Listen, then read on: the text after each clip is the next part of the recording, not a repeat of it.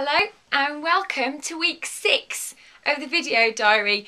Hope you're still enjoying them. Now this week I'm going to do things a little bit differently. I've had so many great questions from you that I want to allow time to be able to answer them properly.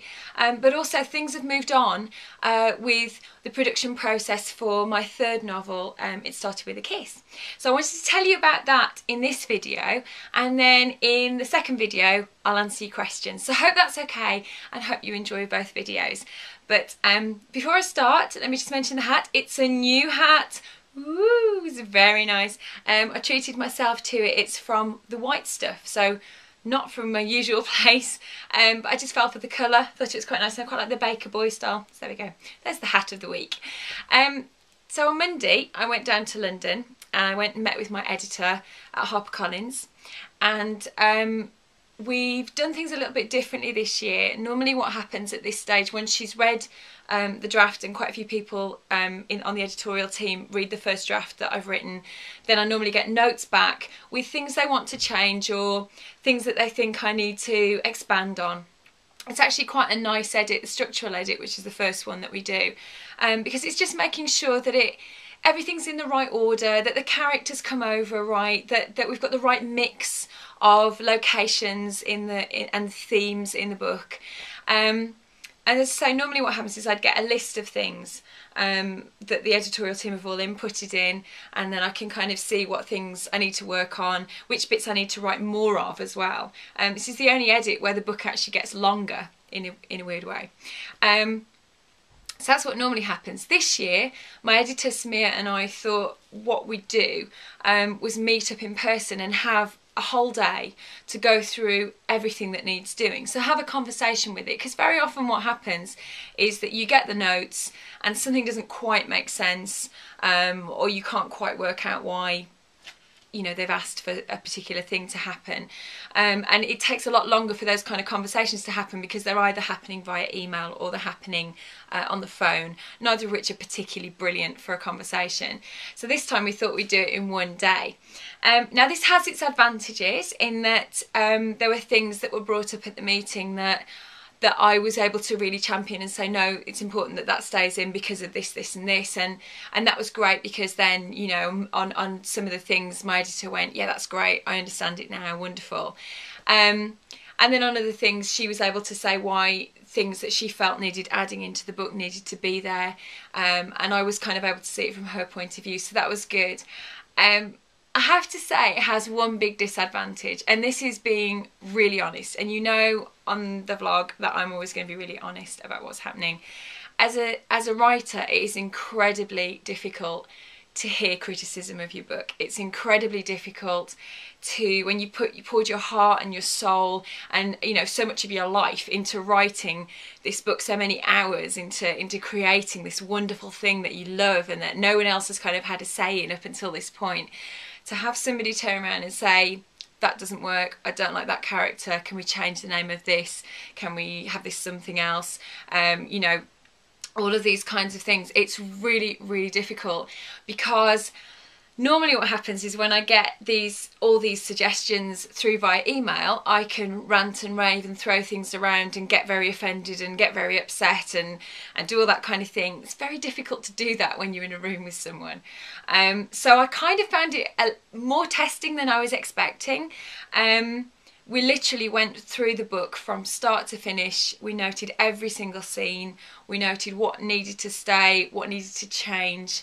Some of the suggestions that the editorial team are putting forward are plain daft, and it's difficult for me to look at them objectively, or it certainly was then. Now this always happens. This is not, you know, it's not just me. I've spoken to so many writers who've said the same thing. The only difference is that instead of me looking at a list on an email and going, what on earth are you talking about, this is crazy, is that obviously I'm sat in the room with the person who's saying it. So what I'm doing is I'm giving myself a week to just assimilate everything, let it all sort of work its way through, try and, you know, think about other possible options, you know, try and take a really good approach to it. I think you need to do that as a writer, and you don't always have the chance to do it. I have a bit of time to do this time, which is good. It's not like a 3-week edit job, which is what it has been in the past. I've got till June.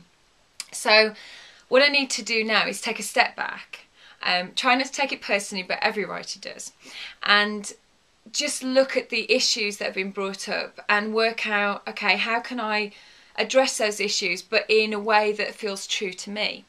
I'm a big believer that when you write stories that you need to have a gut reaction to something. You need to believe something in order to put it across. And certainly in terms of my books, I think the things where I've had to put things in and I haven't been 100% sure about them, you can really tell those things. I can really tell those things. And those tend to be the things that people pick up on in reviews as well. Amazon reviews are very good for picking up on things that, you know, maybe it was somebody's idea and I've incorporated it and not really believed in it. So I need to get to a point where I really believe in what I'm writing, because I want you to get a great story. So I don't want you to be let down. Now, I did say that throughout this journey you'll get moments when you can see me not so happy and jolly all the time, and this is one of those moments. It's quite hard. It's quite hard. Any writer will tell you to have something that you've really invested in kind of literally, it feels like it's kind of stripped back and things are left, you know, cut out left, right and centre. It's really hard. Now, I do have a say in things, and the way that I tend to see it when I can look at it objectively is to just try and get a real sense of focus on how I'm going to address these issues, finding ways of doing it, you know, sort of problem solving and bringing it together. But I'm showing you, these are the edit notes that came from the meeting, and there's literally, I mean, this is like loads. This is going through every scene of the book. I'm hoping that you can see this. Here we go. Just page after page after page, because it's a long book, you know, it's about 112,000 words at the moment, so, you know, we need to have a lot of stuff, but you can see tons and tons and tons of things. And what I'm going to do is try and work through methodically through them, and just bring those things together, try and work on the issues that are there.